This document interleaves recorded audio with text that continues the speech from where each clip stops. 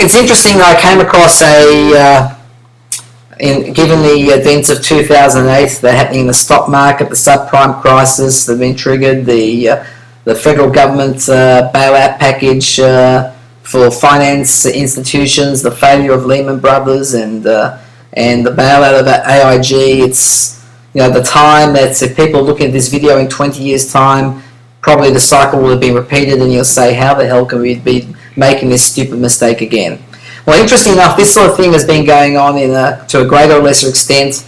It's for time immemorial. There have been boom and bust cycles going right back to the tulip boom of the 1700s in Amsterdam, where I think a single tulip bulb was being sold for more than equivalent of $100,000 in today's money. And obviously that had to end at some stage. But back, I think it was in roughly 1923, maybe just before the Great Depression, or just after the start of it, the London newspapers published a diagram, that they call the economic clock. And I'm sure you can't see this, but it'll be up on the post within the next few days or couple of weeks. And basically, this is a clock of economic activity that seems to have held true for a long period of time. And what it basically says is that if you imagine the economic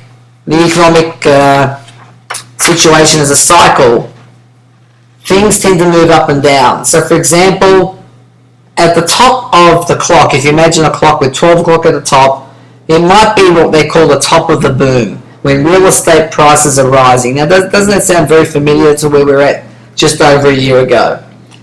And followed by that, at 1 o'clock, is generally rising interest rates, then falling share prices, which has happened recently, falling commodity prices, which hasn't happened recently, falling overseas reserves, tighter money, and at the depth of the depression, at the bottom of the cycle, you have falling real estate values. Then as you go back up from 6 o'clock back up to 12 o'clock again, you then have falling interest rates, rising stock prices, rising commodity prices, rising overseas reserves, easier money, and rising real estate values again. And there's a couple of things that we learn from this. One is that the economy tends to go in cycles, which means that we just don't learn from our mistakes, do we? We just make the same mistakes over and over again. The economy tends to move in boom and bust cycles. It's never even forever. And the other thing we learned is real estate is typically one of the last to fall, or one of the first to fall, and one of the last to rise. So it's typically the thing that leads us into bad times, and it's typically the thing that takes us, that is the last to hop out when times are good again. And we can certainly exploit that when we look at real estate or stocks or anything else. But the interesting thing that I can see in this is that normally this cycle is 7 to 10 years.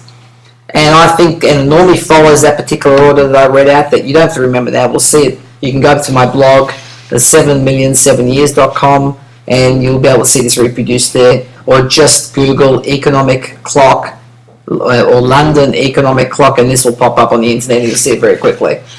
But the point I want to make about this clock is that I think we start off at the top of the boom. That was very clear about a year and a half ago, where indeed the clock says it was rising real estate values, but we didn't have rising, and we had rising interest rates. The interest rates started to turn around, started to go up again. And why do interest rates rise? Because that's the one thing that the government through the finance, through the feds can manage. They typically raise interest rates on purpose to try and slow the economy down. So when interest rates go up, it's a sign that the economy is trying to slow down by itself or with government intervention. What I think happened this time though was that slowing down didn't occur, and we had what's called a crash. And the share prices fell immediately. In fact, housing prices fell as well, and housing prices, real estate prices fell not at the bottom of the clock, but they fell pretty much where stocks fell. If not, in fact, they led the stock prices falling.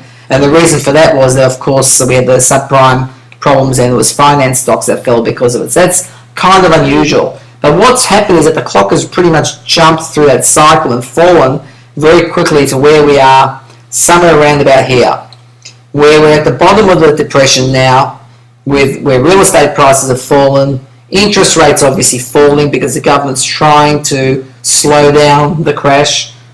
and share prices are supposed to start rising now, and you'll see kicks and starts as stocks try and do that.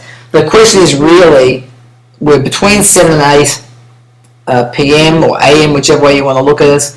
How long is it going to go? How long is it going to take us to move from these falling real estate prices, the government lowering interest rates to try and kickstart the economy, to the time when the stock market starts to recover? Because until the stock market does recover, the economy in general is probably not going to be seen as recovering, and we're not going to get easier lending money, easier money lending policies, and we're certainly not going to see a quick recovery in our personal finances.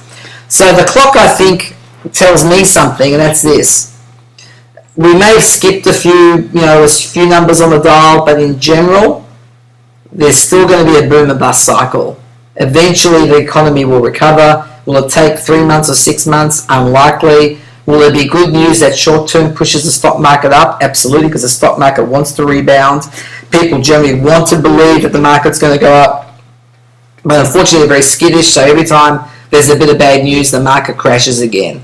So, as we're in the midst, as I'm cutting this video of the Feds arguing about a bailout package of $700 million to $1 trillion bailout package, I don't know whether it's going to go through or not go through. You'll know by the time you see this video, probably in a few days' time, and it'll be ancient history if you see this in a few months' time, but that's irrelevant. The point is that we know we're at the bottom of the cycle, and we know it's going to go up. So surely it's time for opportunists, and if anybody wants to make serious money, you have to be an opportunist. Time to look for the bargains. Real estate is on sale. Finance is on sale. Stocks are on sale. Goddamn, everything right now is on sale. Now they may stay on sale for a week. They may stay on sale for a month. They may stay on sale for a year. They may stay on sale for 5 years or even 10 years. But what will most likely happen is that they will start to come off sale. Prices will go up at some stage and maybe start to plateau for a period of time after that. So it's a question of whether you want to wait for that sale to be over, in case, I don't know why you'd want to do that, or whether you want to start buying up now or soon when you know things are cheap, and just be prepared to hold on to them until they eventually do come off sale. And as I say, the one thing I can't tell you is when they'll come off sale. I don't know if there'll be bigger discounts in the short term as the markets try and get rid of excess inventory. I'm giving you a silly supermarket analogy here, but the point is that we know that historically prices in all three areas are cheap. They've never been this cheap, or certainly not for a long time. There are very good reasons why they're this cheap, but let me tell you, if they don't recover, if they don't come off sale, then like any supermarket, we can't keep prices on sale forever. The supermarket will close down. So this supermarket is called the American economy, and where the American economy goes, the world economy goes. If the American economy doesn't recover, the world economy won't recover. The whole supermarket's going to close down. We'll all be back in the streets trying to light fires with rubbing two sticks together. It won't matter how much or how little money we have. So my view is this, that it will recover, it will eventually recover. Start buying and keep buying and hold until the recovery comes, which will certainly be in your lifetime, and hopefully a lot sooner.